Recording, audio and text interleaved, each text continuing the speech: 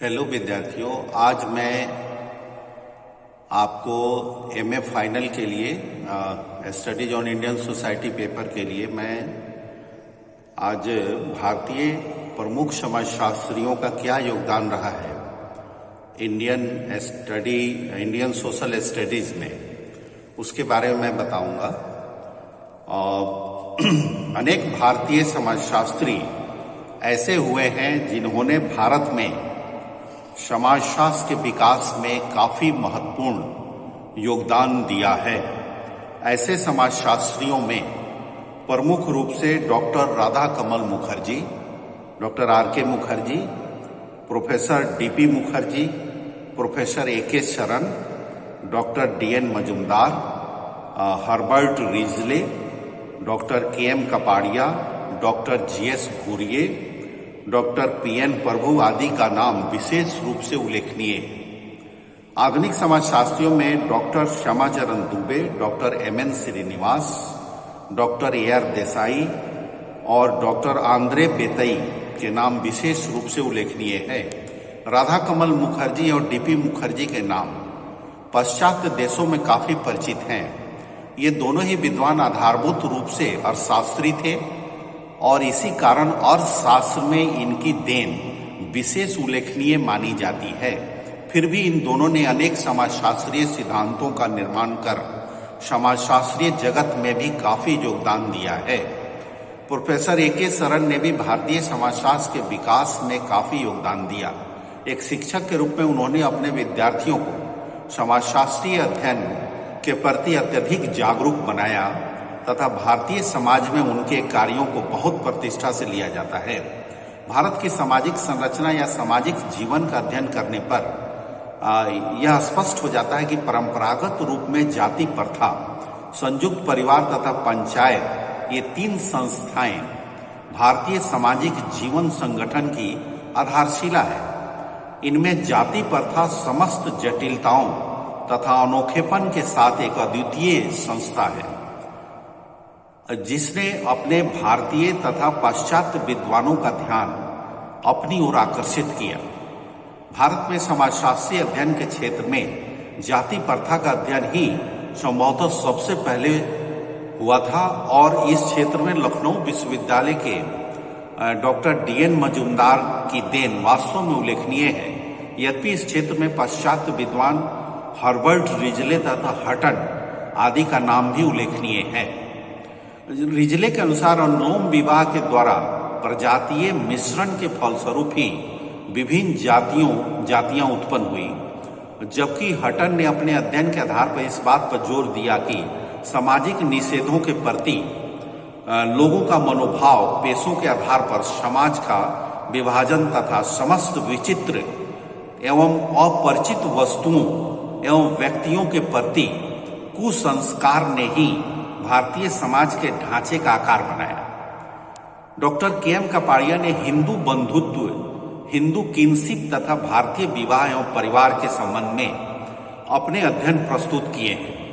Doctor Kapadia की 1947 में प्रकाशित एक पुस्तक हिंदू किनशिप तथा marriage and family in India 1956 में तैयार हुई। जी.एस. घुरिये ने भारतीय जाति प्रथा एवं वर्ग व्यवस्था पर बड़े महत्वपूर्ण अध्ययन प्रस्तुत किए। आपकी लिखित पुस्तक caste and class in India जो 1957 में प्रकाशित हुई ने समाजशास्त्रीय जगत में काफी ख्याति प्राप्त की। वर्तमान में इसी पुस्तक का नाम बदलकर तथा इसे संशोधित तथा परिवर्तित कर कास्ट, क्लास एवं ऑक्यूपेशन के नाम से प्रकाशित किया गया है। डॉक्टर घुरिये की 1955 में प्रकाशित एक अन्य पुस्तक फैमिली एंड कीन इन इंडो यूरोपियन कल्चर में भारतीय तथा पश्चिमी देशों की परिवार संस्था का तुलनात्मक अध्ययन प्रस्तुत किया गया है। डॉक्टर घुरिये ने इससे पहले भी सन 1953 में भारतीय साधनों पर जो अध्ययन प्रस्तुत किया था वह भी भारतीय समाजशास्त्रीय अध्ययन के क्षेत्र में काफी महत्वपूर्ण स्थान रखता है। Doctor P N. प्रभु का नाम भी भारत में समाजशास्त्र के विकास में काफी महत्वपूर्ण है। 1954 में प्रकाशित अपनी पुस्तक हिंदू सोशल ऑर्गेनाइजेशन आज भी समाजशास्त्रीय जगत में उतनी ही रुचि से पढ़ी जाती है जितने अपने समय में पढ़ी जाती थी। डॉक्टर प्रभु की यह कृति भारतीय जाति प्रथा तथा आश्रम व्यवस्था आदि विषयों पर विस्तार से विश्लेषण प्रस्तुत करती है। साथ ही प्राचीन भारतीय हिंदू ग्रंथों के आधार पर इसे एक आलोचनात्मक कृति के रूप में प्रस्तुत किया गया है। आधुनिक समाजशास्त्रीय जगत में केवल भारतीय सामाजिक संस्थाओं का ही नहीं बल्कि अनेक ग्रामीण समुदायों के अध्ययन भी किए गए हैं। इस दिशा में doctor Shyamacharan Dube, doctor M.N. Srinivas, doctor Desai का अध्ययन विशेष रूप से उल्लेखनीय है। दुबे द्वारा रचित India's changing villages, M.N. Srinivas का स्टडी ऑफ पुअर सोसाइटी का अध्ययन तथा जातीय और सामाजिक परिवर्तन पर किए गए उनके संस्कृतिकरण एवं पश्चिमीकरण जैसी अवधारणाओं पर लिखे गए उनके निबंध A.R. देसाई की संपादित रूरल सोशियोलॉजी इन इंडिया अभी भारतीय समाजशास्त्रियों के लिए काफी महत्वपूर्ण है। राधा कमल मुखर्जी के बारे में भारतीय समाज वैज्ञानिकों में डॉक्टर राधा कमल मुखर्जी ऐसी महान विभूतियों में से एक हैं जिनका नाम समाजशास्त्रीय सिद्धांतों तथा समाजशास्त्रीय विचारधारा के अध्ययन के क्षेत्र में विश्व के सदैव के लिए अमर हो गया था, जिसे विस्मित नहीं किया जा सकता है। आपने यूरोप में अपनी उच्च शिक्षा प्राप्ति के कारण पश्चिमी सामाजिक विचारधारा का भी अध्ययन किया है। इस प्रकार आपको भारतीय तथा यूरोपियन अर्थात पूर्व एवं पश्चिम के दोनों क्षेत्रों में प्रचलित विचारों को समझने, विश्लेषण करने तथा उनका समन्वय करने का अवसर मिला था। डॉक्टर राधा कमल मुखर्जी का जन्म बरहमपुर पश्चिम बंगाल में 1889 में हुआ था। आप एक भारतीय कानूनविद के पुत्र थे। आपका परिवार धनी तो था ही, साथ में पूर्व पश्चिम के संबंधित साहित्य पर्याप्त मात्रा में उपलब्ध था। डॉक्टर मुखर्जी को अपने प्रतिपादित तथा विश्लेषित सिद्धांत, सामाजिक मूल्य, उनका समाजशास्त्रीय परिवेश में स्थान ने समस्त विश्व में समाजशास्त्र के जगत में अद्वितीय ख्याति प्राप्त की। सामाजिक मूल्यों, सोशल वैल्यूज को लेकर ही मूल्य का समाजशास्त्र, सोशियोलॉजी ऑफ वैल्यूज नामक शाखा का स्थापित किया गया था। सामाजिक मूल्यों का डॉक्टर मुखर्जी ने सार्वभौमिक सामाजिक अंतःक्रिया, सोशल एक्शन की पृष्ठभूमि में अध्ययन किया था। इसी आधार के माध्यम से पश्चिमी विचारधाराओं में एक समन्वय स्थापित कर उसको इसलिए एक समाजशास्त्री तथा सामाजिक दार्शनिक कहकर सम्मानित किया गया। डॉक्टर मुखर्जी के मूल रूप से अध्ययन कार्य को ही जगत अपना व्यवसाय बनाया। उच्च शिक्षा के क्षेत्र में आप लखनऊ विश्वविद्यालय के अर्थशास्त्र विभाग के प्रोफेसर रहे। अपने सेवा काल में विश्वविद्यालय के अधीन मानवीय संबंधों के अध्ययन हेतु जेके इंस्टीट्यूट ऑफ ह्यूमन रिलेशंस की नींव डाली और उसके प्रोफेसर भी रहे, फाउंडर रहे। तत्पश्चात उन्होंने 1969 में इस संसार से चले गए, निधन हो गया।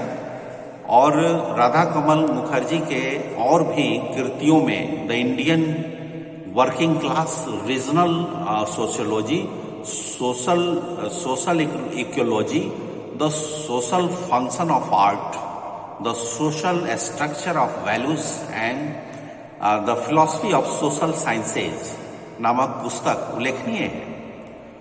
मुखर्जी द्वारा प्रस्तुत सिद्धांतों में सामाजिक मूल्य और उसकी संरचना के आधार पर डॉक्टर मुखर्जी ने मूल्यों को एक विशेष तरीके से परिभाषित किया है।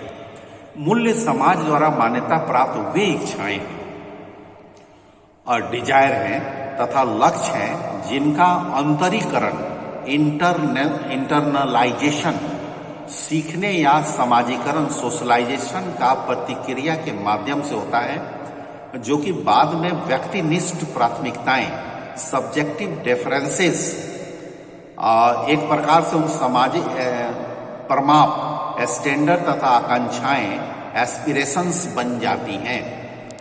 सरल शब्दों में मूल एक प्रकार से उन सामाजिक परमापों, लक्ष्यों या आदर्शों को कहा जा सकता है जिनके द्वारा सामाजिक परिस्थितियां तथा विषयों का मूल्यांकन किया जाता है, वैल्यूएशन किया जाता है। बहुत ही खूबसूरत शब्दों में इन्होंने इसका वर्णन किया था।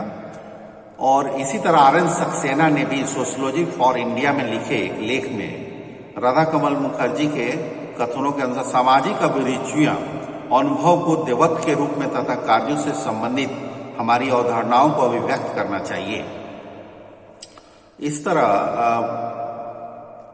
मुखर्जी पूर्ववादी नहीं है। अपने अर्थशास्त्र के संस्थापक सिद्धांत में वो केवल वेबली, कॉम्ट तथा मिचेल द्वारा नेतृत्व प्रदान की गई अमेरिकन अध्ययन शाखा के साथ देते हैं। व्यक्तित्व विकास के सामूहिक हितों तथा मूल्यों के साथ साथ रूप में चिन्हित और रूढ़िबद्ध मूल्यों के अंतर संबंधी प्रक्रिया से होता है। इस तरह इनकी मुखर्जी का दृष्टिकोण स्पष्ट रूप से भारत में समाजशास्त्र के उत्थान का भी सूचक है। उनका चिंतन एक विशाल क्षेत्र को आच्छादित करता है और समाजशास्त्रीय विचार व्यापक तो है ही, उनके अंतर अनुशासनिक तरीके, इंटरडिसिप्लिनरी अप्रोच समाजशास्त्रीय तत्वों की व्याख्या और विवेचन प्रस्तुत करती है। ये बहुत ही इंपॉर्टेंट चीज है। उनकी एक परिस्थिति कारकों, इकोलॉजिकल फैक्टर्स का सामाजिक मूल्यों से समन्वय किया जाना एक महत्वपूर्ण दृष्टिकोण था। मुखर्जी ने समाज के सिद्धांत, थियरी ऑफ सोसाइटी का भी काफी महत्वपूर्ण महत्व बताया और समाज के स्तरण, हायरार्की और उसके व्यापक अलौकिक विश्वासों की समान महत्व दिया। प्रसिद्ध पुस्तक डायनेमिक्स ऑफ मोरल्स तथा सोशल इकोलॉजी वो काफी महत्वपूर्ण रहा। और राधा कमल मुखर्जी ने अधिकांश देशों में महत्वपूर्ण इनके सब्जेक्ट मैटर को लिया गया और समाजशास्त्र में अच्छा ख्याति प्राप्त है। फिर नेक्स्ट मैं डीपी मुखर्जी और